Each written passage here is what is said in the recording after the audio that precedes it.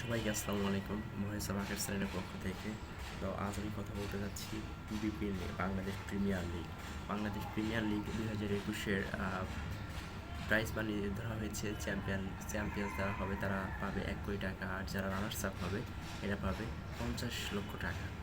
আর একটা প্লেয়ারের বৃত্তিমূল্য ধরা হয়েছে 72 লক্ষ টাকা। আইকন প্লাস ক্যাটাগরিতে আর বিদেশি যারা খেলবে এদের প্রাইজ মানি 72 লাখের নিচেই নয়, 72 লাখের উপরে হবে।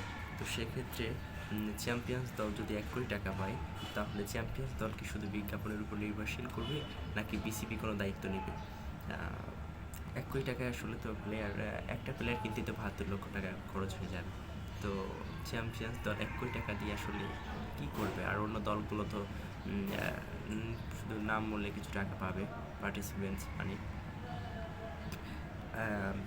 বাংলাদেশ ক্রিকেট বোর্ডের আসলে মানে কী করতে চাচ্ছে সেটাই আমার সাধারণ জনতার মাথায় ঢুকে না, আর আমরা ঢুকাতেও চাই না। তারপরেও খারাপ লাগে যখন আইপিএলে আপনার 4 কোটি টাকা প্রাইজ মানি ধরা হয়। অন্য লিগগুলো না, আইপিএলে একটু বেশি হবে হয়তো। পাকিস্তান মানে পিসিএলে হয়তো 4 কোটি টাকা ধরা হয়, বাট এটা ক্লিয়ার না আমি।